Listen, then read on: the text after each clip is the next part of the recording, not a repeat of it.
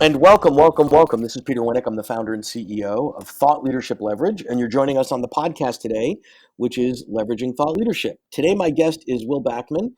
He is the founder and CEO of Umbrex. He's a former McKinsey-trained management consultant. He's been running his own practice since 2008. He's got a weekly podcast, which is really good, called Unleashed: How to Thrive as an Independent Professional. His core work, which is an interesting niche, is working with independent consultants and professionals, and he has an umbrella organization to help them drive business. But he uses a lot of content and thought leadership to get the message out there and attract the right folks into the tribe. And I'm glad to have him on board today. So thanks for coming on board, Will. Peter, it is great to be here. Thanks for having me. Oh, my pleasure. So tell us a little bit about your core business, and then we'll get into sort of your use of content and thought leadership as a way to help that business grow and thrive. Sure. So I left McKinsey & Company 11 years ago now in 2008 to start my own independent consulting practice. And soon thereafter, I was reading this book, Tribes by Seth Godin, Yep. and felt the need to myself have a tribe and connect with other independent consultants because really, while I knew how to do some consulting, I didn't know how to run a consulting practice. How do you write a statement of work? What should I charge? How do I find an accountant? Insurance? So I started connecting with other independent professionals, and that grew over time. It was helpful to me, and other people seemed to find it helpful. And that eventually evolved to Umbrex, where we're the first global community connecting top-tier independent professionals with one another. And the business model is we help clients find the right independent consultant for their project needs. So this is sort of a network model, right? So you've got the consultants on one end and then folks that need consulting services on the other. Tell me a little bit around what folks tend to struggle with. I have some hypotheses here. When they leave a world-renowned firm like McKinsey, where they're awesome at what they do, they're super smart, they know how to solve the problems, they know how to serve the clients, et cetera. But there's this whole other world of stuff that they don't need to touch that is critical when you go out on your own in terms of finding clients, billing, scoping. Tell me about that sort of transition for the folks in your network. Sure.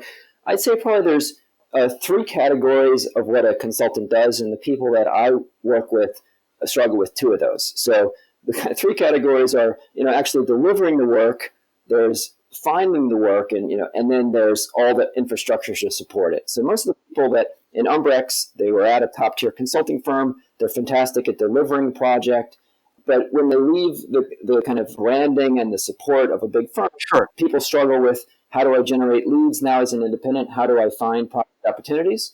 So, and then the other piece is just the firm infrastructure. How do I accounting and PowerPoint and research and an insurance broker and just all that. Right. Technology, travel, insurance, all the fun stuff that we all need to deal with. Which is essential. You can spend 20-25% of your time on just kind of the infrastructure of running a practice. So we help people with that as well. Got it. So now tell me about, you have an interesting business model. So on one end, you got to connect the supply and demand. It's a marketplace. You got to find the right folks, have the right criteria to be service providers under the Umbrex umbrella. And then you've got to find the clients. Now let's dive into, because this is an interesting piece for me, and I think for a lot of our listeners, how does one use, or how do you use content and thought leadership and all those things to attract either of those constituents that are critical to your business? Well, and I often talk to members about this. I think it's important, if you want to separate yourself from being a commodity project manager, or to really where someone's calling and asking for you in particular, you want to establish a thought leadership platform and where you're creating content. For one, it's just a reminder advertising. If you're creating some content on a regular basis, it's a way to just remind people that you exist, because often there's probably a client out there who would love to hire you, but they just frankly forgotten about you, forgot your name. So it's one to remind people. And what I also tell people in the community is it's a great way, for example, to build relationships with people. If you're creating content by, say, interviewing someone, either for a blog or a podcast or it's a way to create relationships with that person, as well as learn about your industry and stay current. So I recommend people, no matter kind of what their focus is, to think about creating some kind of thought leadership platform. So specifically, how have you gone about doing that? Because you've done a nice job at it. What does that look like? Well, and for me, it's, if you think about kind of return on investment, for me, the podcast that I do, Unleashed, is really I don't think about it in terms of a short-term return on investment No, of course. potential. I think for me, that piece is really about building relationships with often with independent consultants and learning myself. It's so I have learned tremendous amount by having a chance to interview over 100 people, and I think doing that gives you kind of the right to have a conversation with someone. That if you just up and say, "Hey, how'd you like to spend an hour on the phone with me?" Most people would say no. But, "Hey, how'd you like to spend an hour on the phone with me, and we'll make a podcast, and it's a chance to promote what Right. you're doing." People are a little bit more amenable to that. So basically, let's have that same conversation, but here's the other benefits, right? We can create some content. I get it out to a platform, so it really serves both purposes. But there's more value to the guest because it's a podcast, not just two folks chatting away and asking to eat up an hour of my time, right? And then to answer your question, it's given me the chance to build relationships with independent consultants who then I've collaborated with on actual project opportunities. And beyond the benefits to me, some people have told me, hey, that podcast that we did, over a year ago, it's now kind of like one of the top results on Google Right. for my name, and people like hear it. And then they've reached out to me and said, hey, I heard you on that show. So even though it's not a benefit to me, hopefully it's some benefit to the guests as well of raising their profile. Interesting.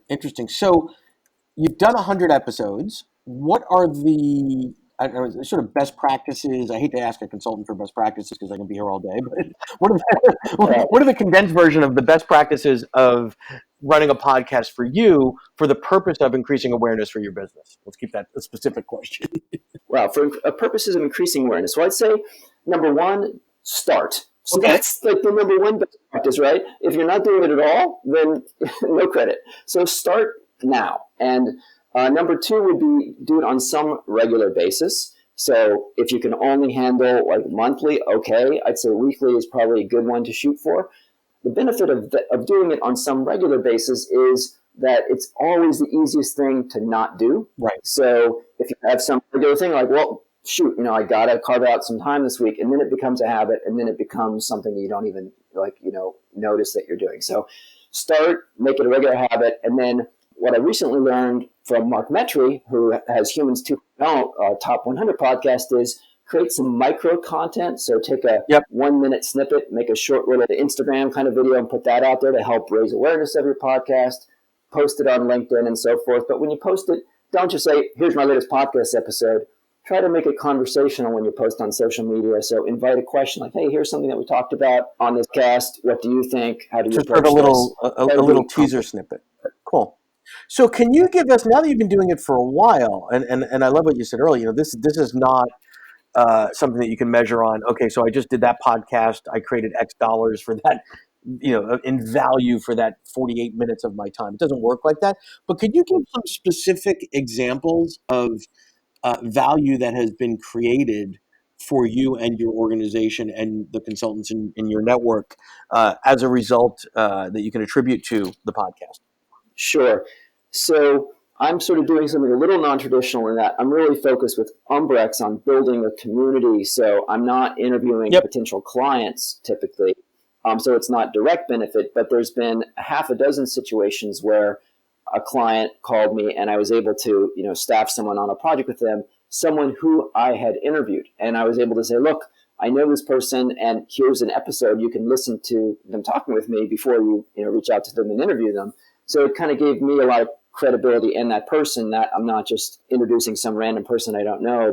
So that's interesting. So let me ask on that. So normally the process might be a client comes to you, I need a consultant that, has done this, that, and the other thing, whatever, supply chain in Asia or whatever. And you say, oh, great, I've got this guy Charlie over here. And you send him their CV or whatever, and on paper it all looks good. But I think there's something really, really interesting to say, well, here's their CV and all that. But by the way, listen to this hour of them talk, because it really shows how someone thinks, what their perspectives are. It's a nice sort of little way to sort of eavesdrop on who they are and what they're about. Is that sort of where that lands? Yeah, I think that's right. It gives some credibility to that introduction that we're doing, and I think beyond just those, what we're working with Umbrex is really trying to create a community. So it's, even if we create value for members that where we don't capture it, that's a win for us. So it also helps introduce members of Umbrex to the other members of our community. And for us, that's a win. Even if I'm not getting like a financial benefit from it, I get personal satisfaction out of it. Got it. Well, and it's creating, like you said, sort of another touch point for the community, another reason, because I'm assuming you've got top quality consultants in your network that could find gigs elsewhere, right? So there's competition on both sides that you need to make sure that you've got a nice pipeline of talented consultants to do the fulfillment side of the house. That's right. Good. So what are the other ways that you have or are considering using content and thought leadership to increase awareness to the brand, to drive the business? What are the, because we have a lot of clients that we work with that are consultants and such that are experimenting or have experimented or thinking of experimenting with thought leadership and content as a way to differentiate and drive the business. What are other things that you've dabbling with? Well, other things that I've done is for Umbrex members, we run professional development events 3 times a year, Okay. a couple in the U.S. and one in Europe. So often, content that we use in those events kind of emerges from the podcast, from discussions I have with people. I'm also developing a course for people on how to thrive as an independent professional, and that'll be largely drawing from a lot of material from all these podcasts. So the course, I'm assuming, is distant. So you have physical events in different geographies where you have a concentration of folks. That's right. And you're bringing them in, and it's sort of a gift to the community, some sort of a development day for consultants, right? So they're going to learn or be exposed to something that's of interest to them. That's exactly right. We do those. We kind of charge to cover the cost. We slightly subsidize it, but yeah, so that's right. And then I'd say I've actually myself had a few projects with clients where they called me in just to my own work, not staffing someone, Sure. Based on my knowledge of this space, as well as some things that I've done. Like I did a session on how to conduct expert interviews, and I did another session on how to use resources online to be more efficient at work, and so forth. So I've done some training for clients based on it, and what I've heard from other folks as well is just that it's a corpus of work that you can show people that just builds your credibility. Doing some kind of thought leadership. So what you're doing, I think, is fantastic of helping enable that with your clients. Got it. So how did you decide then? So doing an in-person day in different cities, that's pretty intense to do. It gets expensive and there's a lot of work that goes into that, et cetera. How did you decide what sort of buckets of content would work well digitally so that you can get it out there to more people more often and all that sort of stuff? What was the decision-making process underneath that to say, this module here or this segment would work and conversely, these wouldn't? Yeah, so the online course that I'm developing is on how to set up your firm. Okay. How to set up your firm as an independent professional. So that's based on conversations with 1,000 people over the past several years. Okay. And that's obviously focused on the consultants that are just in that transition state, exploratory state, et cetera. Obviously, sort of the one-on-one for them would be, geez, how do I set up my firm, right? So it's a nice problem that you're answering for them early on. Yeah, that's exactly right. And part of the idea also with the podcast was originally I thought, okay, well, I'm going to write a book based on my own experience. And I sat down and I cranked out a couple chapters, but boy, that was really difficult. Right. Another way to think about a podcast is to write a book in public over a period of time, a page at a time. Kind of having done, I guess now almost 150 episodes, it's really a way to gather information in over time, and that's that eventually might make its way into a book. But I'm planning at first to put it into a course. And now that I've done enough, I've had enough conversations to understand where people's pain points are, and I'll be able to structure the course kind of drawing from a lot of these interviews that I've done. Got it. So you're basically sort of forensically writing a book or doing it, the byproduct of each of the podcasts is also, 10 pages in a book or whatever the math turns out to be. Yeah. So from an efficiency standpoint, that's pretty good, particularly if you don't really love writing. I mean, a lot of people don't realize that the process of writing a book, some people love it, most don't. Most find, I was just talking to somebody earlier today, and she was talking about sort of by the time she hit the 14th revision on the manuscript, she hated her own book, which is not fun. Yeah. And even if you do enjoy writing, it's often hard as a professional to actually carve out the time. Sure. And by the way, one tip occurred to me that I should have mentioned earlier. You asked about, tips would be create some kind of subscription list to your podcast. So people may be subscribing on Stitcher or iTunes or Overcast, wherever they get their podcasts. It's nice to have some kind of email list where you'd send out maybe some bonus content or just to remind people of what episodes were that week. So I think that you have something like that. Yeah. I have one on the page for my site so that it's a way to kind of remind people, even if they don't listen to every episode, kind of reminds them about what's going on. So if they do see an episode that they're interested in, and then if you're creating some content in the future, you have some people who have opted in, permission marketing, Seth Godin Sure. again, and you have people who opted in and want to hear from you. Got it. Well, you have to meet them where they are, right? In terms of where are the folks that you're trying to reach looking for information. So the more modalities you have that line up to the way they consume content, the higher the probability they can find you, obviously. Yeah. And, Lord knows I don't expect someone to listen to every episode of my show, but there might be occasionally some episode that, really is particularly relevant to them. So having an email list where they can just see, here's, this episode I really want to make sure I download. So I would recommend that to everyone to have some way people can do a quick sign up on your website. Got it. And you mentioned that, again, you get to a point where you've got 100 podcasts, it becomes an information management issue, right? So you're not going to, when you do your first 5 or 10, you're going to remember, oh yeah, when I spoke to so-and-so 2 weeks ago, blah, blah, blah. But ultimately you don't. So what are you doing from a curation, tagging, whatever, so that when you're in a real life client situation or working with one of your consultants, wait, I know I talked about that with somebody. Let me go find that, retrieve it, and send it to you. What's the process you use to manage the information?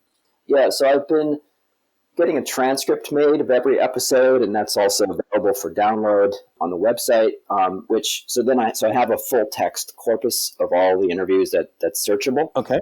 So that's helpful. And then I hired someone to kind of edit those down into a more readable 700-word Q&A version of the episode. So I published those as well on LinkedIn and Medium. So that's probably not a great answer. I think people who have more time or could hire someone to really go through each episode and think about what categories or tags or something. So there's certainly more that could be done. I wouldn't claim to be best practice there, but those are the steps that I have taken. Well, but if you transcribe them, at least at a minimum, if you have an inkling that there was an issue that you talked about, you can at least search it or find it. I mean, it sounds like that'll probably mature and evolve over time. Yeah, I mean, the way Tim Ferriss wrote one of his books was, he basically took the Tim Ferriss show and sat down with all the transcripts, and that was what inspired me, which was to get transcripts of all these, so someday I can sit down with a couple thousand pages of transcripts and see if what the gems are in there. Yep. And the other thing that seems kind of simple and straightforward, but I recommend just have some kind of tracking sheet. Like I use a Google sheet that I share with my audio engineer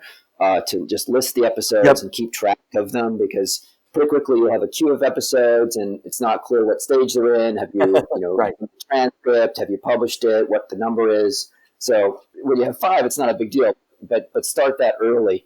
Just some kind of tracking system. Yeah, no, I agree. Because there's more to it than hit record, right? In terms of the behind the scenes stuff and the scheduling and the engineering and getting it out on all the different platforms and all that stuff. But you got to have a good team to help you there. So this has been great, Will. As we start to land the plane here, give us. So let's say there's somebody else out there, and they might be in a similar space or not to you, but something in the professional services space, and they're thinking, maybe I should do this, maybe I shouldn't, in terms of blogging, podcasting, getting good content out in order to differentiate and build their brand. What would the advice be that you gave to that person? Or maybe that person is you 2 years ago, actually. Yeah. So I would treat this as not as business development, although it's an okay outcome if it happens, but I would treat this as relationship building and getting smart yourself. So almost every independent professional, I think, has some niche where they could be doing a podcast or a blog. Let's say that you are, interested in connected cars. Well, start interviewing the CEOs of startups of different connected car companies. If you're interested, in retail, well, go and interview CEOs or marketing leaders at, a bunch of startup, retail luxury brands. So almost anyone could do that. And if you're not treating it as business development, I think that'll come across that you're truly interested in what they're doing and helping, bring the other person visibility. Treat this as sort of a 10-year ROI and not a, one quarter ROI. And final thing is just start. Get activation energy, My friend Paul Millard recently did a short article about how he helps someone have a podcast from start to online in 1 hour. So it doesn't need to be a big, long project. Just start recording. You can get it online. It doesn't have to be perfect, but the only way to get good is to do a few hundred bad episodes, and that's kind of those are the ones that I'm working through. Right. So just start. Start and be consistent. So that's great advice. Well, I appreciate your time, and I appreciate you sharing, because you've actually been using content and thought leadership in a really unique way to drive a business that's quite different. So I appreciate your coming on and sharing that with us today. Thank you so much. Peter, thank you so much for having me. My pleasure. To learn more about Thought Leadership Leverage, please visit our website at thoughtleadershipleverage.com. To reach me directly, feel free to email me at peter@thoughtleadershipleverage.com. And please subscribe to Leveraging Thought Leadership on iTunes or your favorite podcast app to get your weekly episode automatically.